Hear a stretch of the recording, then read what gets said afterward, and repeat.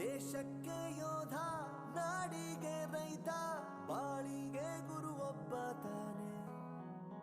ಅಕ್ಷರ ಕಲಿಸೋ, ಅಜ್ಞಾನ ಅಳಿಸೋ, ಅವನೂನು ಅನ್ನದಾತಾನೆ.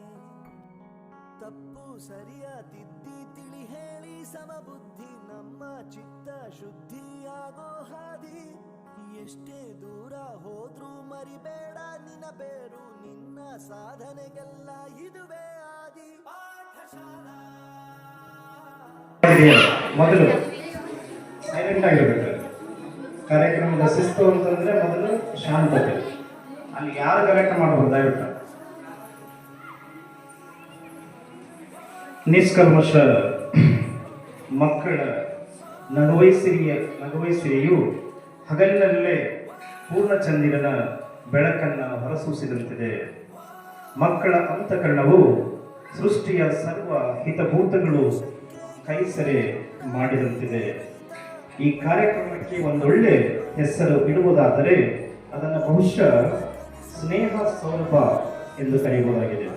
ಏಕೆಂದರೆ ಶಾಲೆಯ ಅದ್ಭುತ ಮುತ್ತು ರತ್ನಗಳಾದಂತಹ ವಿದ್ಯಾರ್ಥಿಗಳು ಅವರ ನೆನಪುಗಳ ಬುತ್ತಿ ಒಂದುಗೂಡಿದಂತಿದೆ.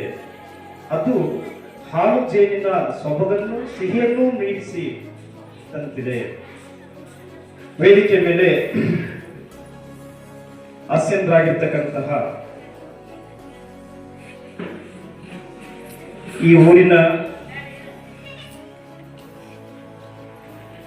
ಜ್ಞಾನವಂತರು, ತಲೆವಂತರು ಅಂದ್ರೆ ತಲೆಕಾಲಿನ ಗ್ರಾಮಸ್ಥರು ಅಂತ ಅರ್ಥ. ಸೊ ತಲೆವಂತರು ಮತ್ತು ಬುದ್ಧಿವಂತರ ನಾಡು ಈ ಹಾಗೂ ಐತಿಹಾಸಿಕ ಊರಾದಂತಹ ತಲೆಕಾಲಿನ ಹೃದಯ ಭಾಗದಲ್ಲಿ ಇರ್ತಕ್ಕಂತಹ ವಿದ್ಯಾಲಯವಾದ ಸರ್ಕಾರಿ ಪ್ರೌಢಶಾಲೆ ತಲೆಕಾಲ್, ತಾಲೂಕು ಮಸ್ಕಿ, ಜಿಲ್ಲಾ ರಾಯಚೂರು. ಸದರಿ ಶಾಲೆಯ ಸಭಾಂಗಣದಲ್ಲಿ, ಸದರಿ ಶಾಲೆಯ ಈ ಸೌಹಾರ್ದಯುತ ಸಭಾಂಗಣದಲ್ಲಿ ಆಸೀನರಾಗಿರ್ತಕ್ಕಂತಹ ಪಂಚಾಯತಿ ಅಧ್ಯಕ್ಷರು, ಉಪಾಧ್ಯಕ್ಷರು, ಸರ್ವ ಸದಸ್ಯರು, ಎಸ್ಎಂಸಿ ಹಾಲಿ ಸದಸ್ಯರು, ಹಾಲಿ ಅಧ್ಯಕ್ಷರು, ಸದಸ್ಯರು, ಮಾಜಿ ಅಧ್ಯಕ್ಷರು ಮತ್ತು ಸದಸ್ಯರು, ಎಲ್ಲ ಊರಿನ ಹಿರಿಯ ಗಣ್ಯಮಾನ್ಯರು ಹಾಗೂ ಕಾರುಣ್ಯ ಆಶ್ರಮದ ಕಾರ್ಯಾಧ್ಯಕ್ಷರು, ಆಮೇಲೆ ಊರಿನ ಎಲ್ಲ ಹಿರಿಯ ಮಾನ್ಯರು, ಸದರಿ ಶಾಲೆಯ ಗೌರವಾನ್ವಿತ ಮುಖ್ಯ ಗುರುಗಳು ಹಾಗೂ ನಮ್ಮಲ್ಲಿ ಹಿಂದೆ ತಮ್ಮ ಶೈಕ್ಷಣಿಕ ಕೃಷಿಯನ್ನ ಮಾಡಿದಂತಹ ಶಿಕ್ಷಕ ಹಿರಿಯರು ಹಾಗೂ ಪ್ರಸ್ತುತ ವೃತ್ತಿಯಲ್ಲಿರ್ತಕ್ಕಂಥ ಎಲ್ಲ ಶಿಕ್ಷಕ ವೃಂದಕ್ಕೆ ಹಾಗೂ ಮುಂದೆ ಕುಳಿತಿರ್ತಕ್ಕಂತಹ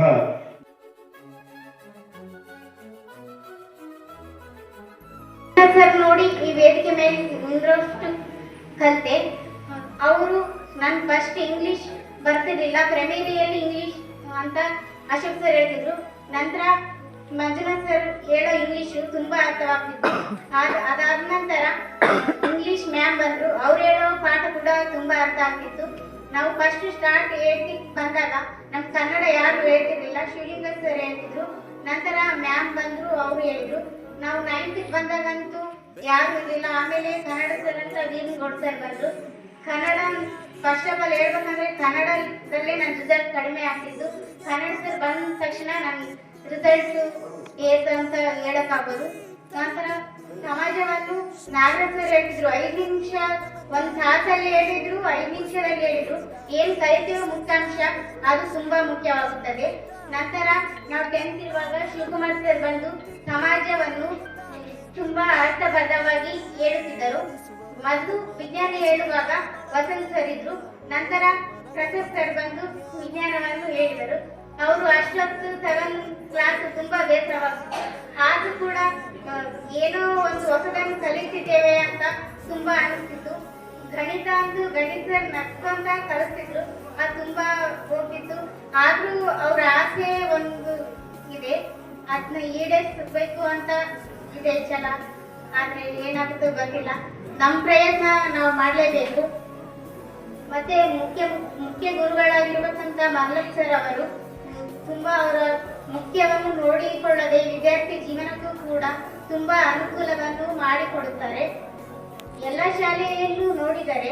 ವಿದ್ಯಾರ್ಥಿ ಜೀವನವನ್ನು ಹೇಗೆ ರೂಪಿಸಿಕೊಳ್ಳಬೇಕು ಅಂತ ಕೂಡ ಹೇಳ್ತಾರೆ. ಆದರೆ ನಮ್ಮ ಶಾಲೆಯಲ್ಲಿ ಇರುವಷ್ಟು ಇಲ್ಲ ಅಂತ ಹೇಳ್ತೀನಿ ಅಂತ ಬಯಸ್ತೇನೆ.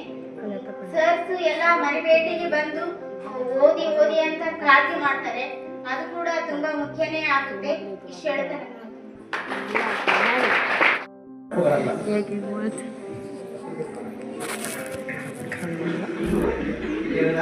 ಸದಾಕಾಲ ಜೊತೆಯಲ್ಲಿರ್ತೇವೆ.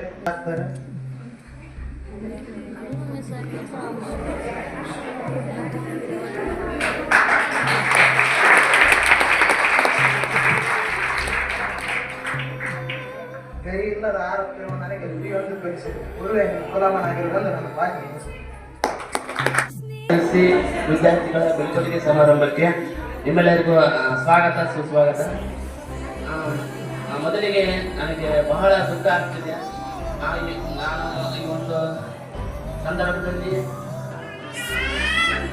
ಬಹಳ ದುಃಖ ಆಗ್ತಿದೆ. ನನ್ನ ಒಂದು ಸ್ನೇಹಿತರನ್ನ ಬಿಟ್ಟು ಹೋಗುವುದು, ಈ ಒಂದು ಜ್ಞಾನ ದೇಗುಲವನ್ನ ಬಿಟ್ಟು ಹೋಗುವುದು ಬಹಳ ಒಂದು ನೋವಿನ ವಿಷಯ. ಎಷ್ಟು ದಿನ ನನ್ನ ಒಂದು ಸ್ನೇಹಿತರ ಜೊತೆಗೆ